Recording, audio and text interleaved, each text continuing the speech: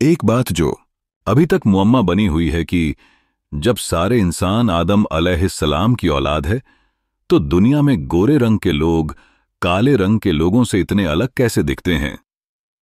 चपटी नाक वाले खड़ी नाक वालों से इतने अलग क्यों दिखते हैं और बारीक आंख वाले बड़ी आंख वालों से अलग क्यों दिखते हैं? यह सवाल वाकई बहुत गहरा और सोचने लायक है। आपने सही कहा कि सारी इंसानियत हजरत आदम अलैहिस्सलाम की औलाद है, लेकिन फिर भी रंग, शक्ल, सूरत और कद काठी में इतना फर्क क्यों नजर आता है? असल में इसको दो पहलुओं से समझा जा सकता है, मजहबी, रूहानी और इल्मी साइंस से। 1. मजहबी नजरिए से। कुरान में अल्लाह ताला फरमाता है, और उसकी निशानियों में से आसमानों और जमीन की पैदाइश और तुम्हारी जुबानों और तुम्हारे रंगों का अलग अलग होना भी है। इसमें अलीमों के लिए निशानियां हैं। सूरह अर्रूम 22, यानी अलग अलग रंग, जुबानें और शक्लें इंसानों में अल्लाह की कुदरत की निशानी हैं। हदीस में भी आता है कि अल्लाह ने आदम की मिट्टी दुनिया भर की अलग अलग जगहों से ली थी, कुछ सफेद, कुछ काली, कुछ लाल, कुछ नरम, कुछ सख्त। असल मकसद यह था कि इंसानियत में रंग रूप की यह गुंजाइश रहकर अल्लाह की कुदरत और ताकत जाहिर हो और इंसान एक दूसरे को पहचान सकें। इल्मी, साइंस के नजरिए से रंगत का फर्क ज्यादातर मेलानिन नाम के पिगमेंट से होता है। जहां सूरज की रोशनी और तेज धूप ज्यादा होती है, अफ्रीका जैसे इलाके, वहां शरीर ने अपनी हिफाजत के लिए मेलानिन ज्यादा बनाया, जिससे त्वचा गहरी सारदाता काली हो गई। जहां सूरज की रोशनी कम है, यूरोप जैसे इलाके, वहां मेलानिन कम हुआ ताकि शरीर को सूरज से विटामिन डी मिल सके और रंग गोरा हो गया।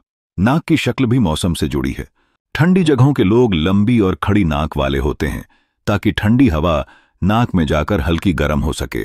गर्म और नमी वाले इलाकों में लोग चौड़ी और चपटी नाक वाले होते हैं ताकि ज्यादा हवा आसानी से जा सके।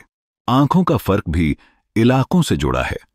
बर्फीली, तेज रोशनी वाली जगहों पर जैसे मंगोलिया, चीन, जापान, आंखों का नेचुरल आकार बारीक हो गया ताकि रोशनी कम दाखिल हो। बाकी जगहों पर आंखें बड़ी रहीं। नतीजा, यानी सारी इंसानियत एक ही जड़ आदम से निकली है, लेकिन वक्त के साथ अलग अलग इलाकों, मौसमों और हालात में रहते रहते इंसानों की शक्ल सूरत बदलती गई। अल्लाह ने इंसानों को यह विविधता इसलिए दी ताकि यह दुनिया एक रंगीन बगीचा बने और लोग एक दूसरे को पहचानें, लेकिन असल पहचान उनके अखलाकत और तकवा से हो, न कि रंग रूप से। और वो क्या किस्सा है जिसमें यह कहा गया है कि नूह अलैहिस्सलाम के 3 बेटे थे जिनको अब्बा जान ने 3 इलाकों में भेज दिया था, और उन तीनों की औलादें ही काले, गोरे और चपटे लोग हैं। तो क्या उन तीनों भाइयों का रंग रूप और छवि वैसी थी? आपने जो किस्सा पूछा हजरत नूह अलैहिस्सलाम के 3 बेटों का, यह बहुत मशहूर रिवायत है और ज्यादातर यहूदी ईसाई परंपराओं, जिन्हें इस्राइलियात कहा जाता है, से आया है। कुछ बातें इस्लामी तफसीर की किताबों में भी मिलती हैं, लेकिन कुरान और सही हदीस में यह सीधा बयान नहीं है। मैं आपको तफसील से बताता हूं। 1. किस्सा क्या मशहूर है। कहा जाता है कि तूफान नूह के बाद उनकी औलाद से ही सारी इंसानियत फैली। उनके 3 बेटे बताए जाते हैं, साम, शेम, साम। अरब और बनी इसराइल की नस्ल, गोरे, गेहूं रंग वाले, हाम, हैम, हाम। अफ्रीका की नस्ल, काले रंग वाले, याफिस, जैफिस, याफिस। तुर्क, मंगोल, यूरोप और एशिया की नस्ल, चपटी नाक। क्या सच में उनका रंगरूप वैसा ही था?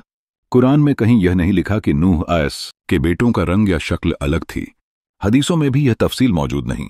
यह किस्सा ज्यादातर तौरेत और बाइबल की परंपराओं से लिया गया है। बाद में मुसलमानों की कुछ तफसीर की किताबों में इसराइलियात के तौर पर आया। मतलब यह कहना सही नहीं कि नूह के बेटों का रंग रूप पहले से ही ऐसा था। असल फर्क तो वक्त के साथ मौसम और इलाकों के हिसाब से पैदा हुआ। जैसा पहले बताया, मेलानिन, मौसम, हवा, पानी। 3. इस्लाम का असल नजरिया। इस्लाम रंग रूप को किसी नस्ल या कौम की बुनियाद नहीं मानता। सही हदीस में साफ है, सारे लोग आदम से हैं और आदम मिट्टी से थे। किसी अरबी को अजमी, गैर अरबी पर, न अजमी को अरबी पर, न गोरे को काले पर, न काले को गोरे पर कोई फजीलत नहीं सिवाय तकवा के। मुसनद अहमद। 4. नतीजा, नूह के बेटों वाला किस्सा एक मशहूर रिवायत है, लेकिन कुरान हदीस से साबित नहीं। इंसानों में रंग रूप का फर्क उनके बेटों की अलग शक्ल से नहीं, बल्कि वक्त, इलाका और अल्लाह की कुदरत की वजह से हुआ। इस्लाम की नज़र में रंग या नस्ल कोई मायने नहीं रखती। अहमियत सिर्फ इंसान के ईमान, अमल और तकवा की है।